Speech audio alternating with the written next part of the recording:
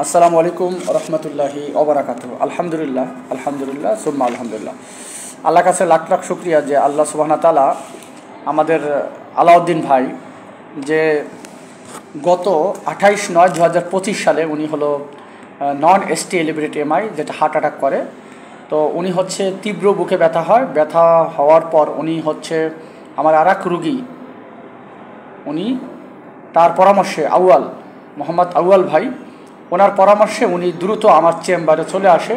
চেম্বারে আসার পর রোগীর অবস্থা দেখেই আমি বুঝছিলাম যে ওনার হচ্ছে হার্ট অ্যাটাক করার সম্ভাবনা খুব বেশি। তো আমি দ্রুত ওনাকে হচ্ছে ইসিজি করাই এবং রক্তের একটা টেস্ট করাই। ইসিজি এবং রক্তের টোপনি নাই, দুইটাই হার্ট অ্যাটাক ইন্ডিকেট করে। তারপর আমি সময় নষ্ট না করে ওনাকে দ্রুত ফুল এসিএসের ম্যানেজমেন্ট, হার্ট অ্যাটাকের পরিপূর্ণ চিকিৎসা দেই এবং দিয়ে রুগীকে জাতীয় আমাদের শেরেবাংলা মেডিকেল কলেজ হাসপাতালে পাঠাই।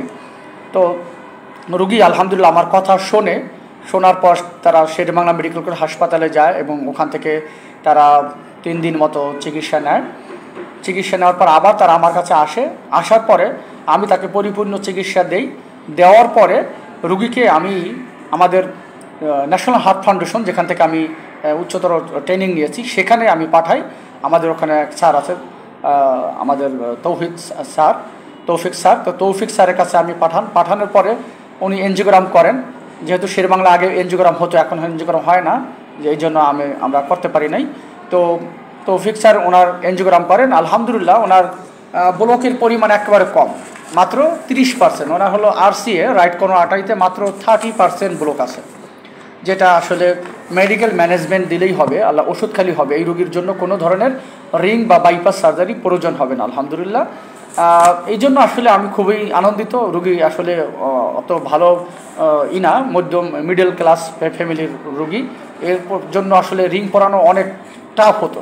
তো আলহামদুলিল্লাহ সে আমার কথা শুনছে, দ্রুত চিকিৎসা নিয়েছে, এই জন্য রোগীও ভালো আছে, কোনো ব্লক নাই।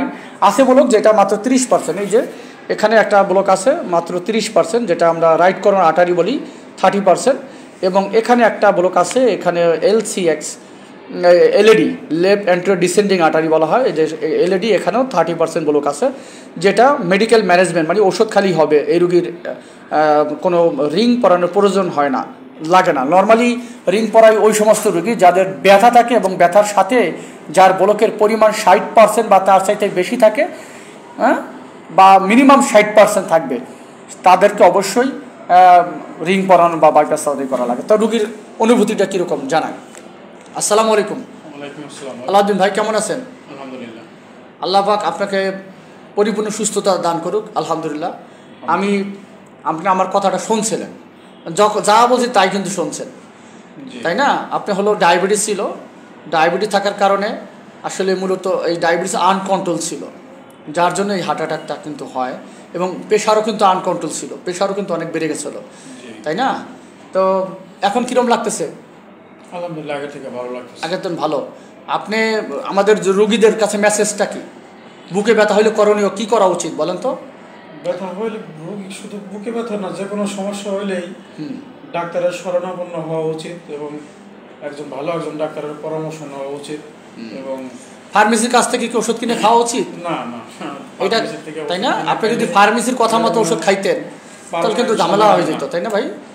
ফার্মেসি থেকে ওষুধ খেলে এটা পার্মানেন্ট কোনো সমাধান না, রাইট। ফার্মেসি থেকে ওষুধ কিনে খাবেন ডাক্তারের পরামর্শে, তার পরামর্শে, বা যে ডাক্তার না, যার মেডিকেল বিশেষ করে যারা মিনিমাম MBBS ডিগ্রি নাই অথবা BDS ডিগ্রি নাই, এমন ব্যক্তিদের কাছ থেকে কখনোই ওষুধ খাবেন না।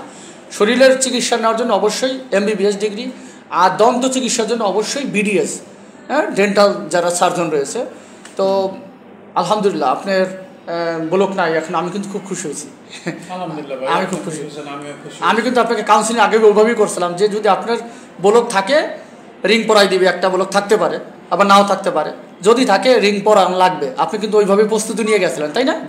তাই না? আমরা 1,50,000 বা 1,40,000 মতো লাগতো।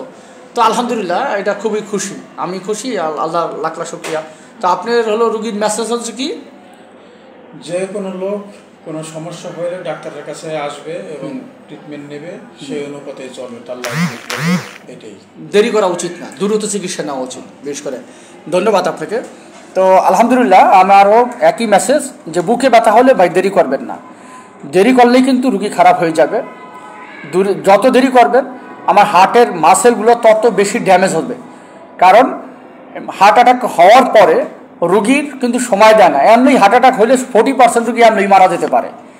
হ্যাঁ, আমার হার্ট অ্যাটাক হলে, এটা বই পুস্তকের কথাই, যে কোনো একটা হার্ট অ্যাটাক হলে ওনার হল নন এসটি এলিভেটেড এমআই ছিল, টিওব ইনভার্সন ছিল, ইস্কিমিয়া ছিল, এবং সাথে টোপনি নাই রেজ ছিল। এটাকে আমরা নন এসটি এলিভেটেড এমআই বলি।